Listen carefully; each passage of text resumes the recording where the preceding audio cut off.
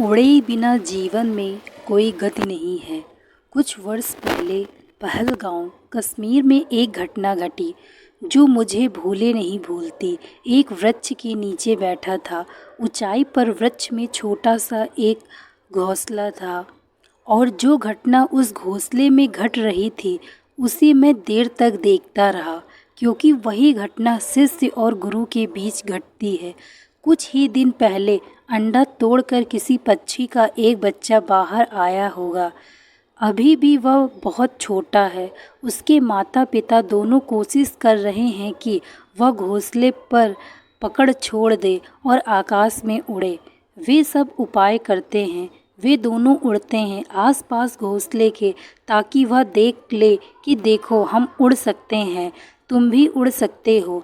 लेकिन अगर बच्चे को सोच विचार रहा हो तो बच्चा सोच रहा होगा, तुम उड़ सकते हो, उससे क्या प्रमाण कि हम भी उड़ सकेंगे। तुम हो, हम हैं। तुम्हारे पास पंख हैं माना, लेकिन मेरे पास पंख कहाँ हैं? क्योंकि पंखों का पता तो खुले आकाश में उड़ो तभी चलता है, उसके पहले पंखों का पता ही नहीं चल सकता। कैसे जानोगे कि तुम्हारे पास भी पंख हैं अगर तुम चले ही नहीं, उड़े ही नहीं? तो बच्चा बैठा है किनारे घोंसले के, पकड़े है घोंसले के किनारों को, जोर से देखता है लेकिन भरोसा नहीं जुटा पाता। माँ बाप लौट आते हैं, फुसलाते हैं, प्यार करते हैं, लेकिन बच्चा भयभीत है। बच्चा घोंसले को पकड़ रखना चाहता है। वह ज्ञात है, वह जाना माना है, और छोटी जान और इतना बड़ा आकाश। घोंसला ठीक है, गर्म है, सब तरफ से सुरक्षित है। तूफान भी आ जाए तो भी कोई खतरा नहीं, भीतर दुबक रहेंगे।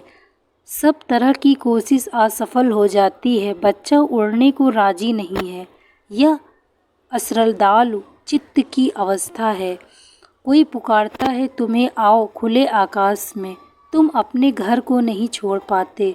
तुम अपने घोंसले को पकड़े हो। खुला आकाश बहुत बड़ा है, तुम बहुत छोटे हो।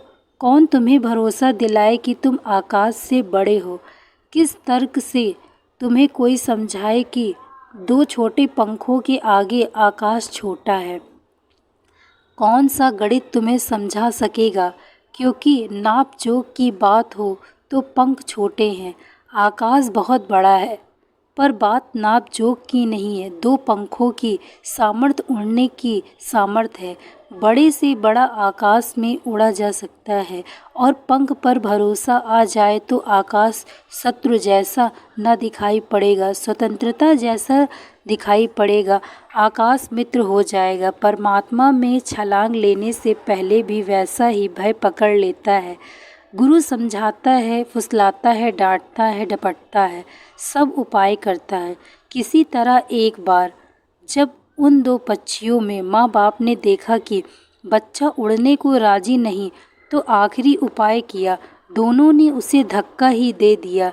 बच्चे को ख्याल भी न था कि वे ऐसी क्रूरता कर सकेंगे, कि इतने कठोर हो सकेंगे।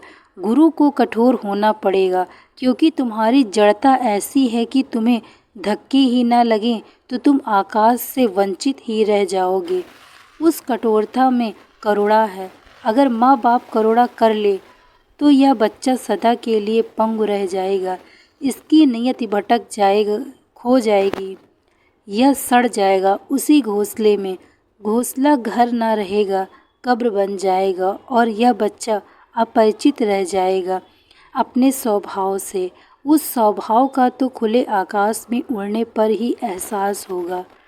वह समाधि तो तभी लगेगी जब अपनी क्षुद्रता को यह विराट आकाश में लीन कर सकेगा, जब अपने छोटेपन में यह बड़े से बड़ा भी हो जाएगा, जब इतनी आत्मा परमात्मा जैसी मालूम होने लगेगी, तभी इसकी समाधिस्थ अवस्था होगी। बच्चे को तो पता भी नहीं था, समझ भी नहीं थी, ख्याल भी न था कि यह होगा। धक्का खाते ही वह दो क्षण को खुले आकाश में गिर गया। फड़फड़ाया, घबराया, वापस लौटकर घोंसले को और जोर से पकड़ लिया।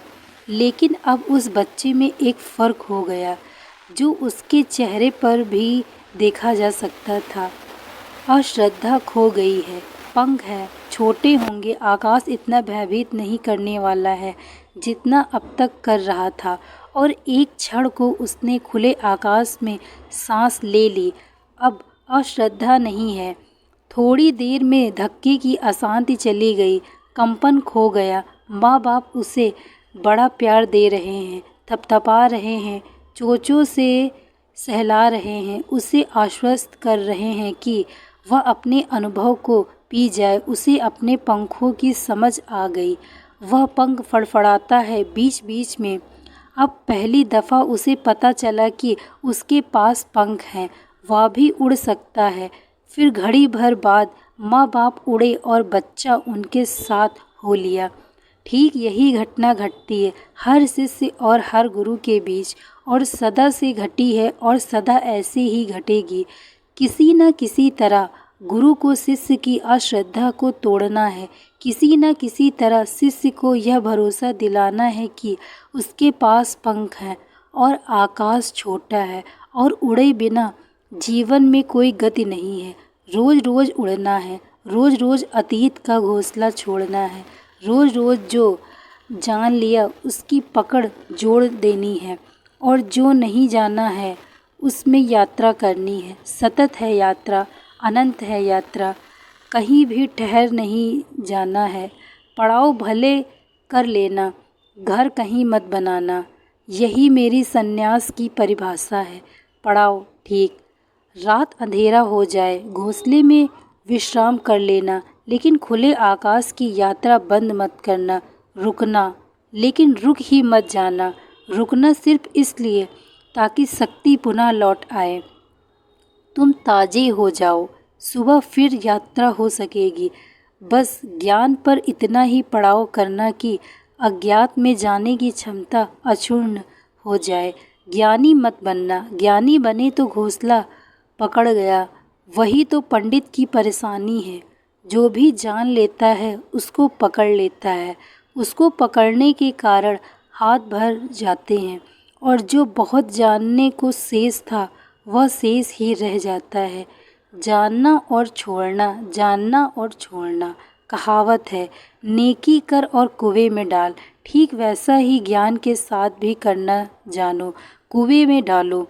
तुम सदा अज्ञात की यात्रा पर बने रहना, तो ही एक दिन उस चिरंतन में मिलन होगा, क्योंकि वह चिरंतन अज्ञात ही नहीं अज्ञेय है। Thank you so much watching this video.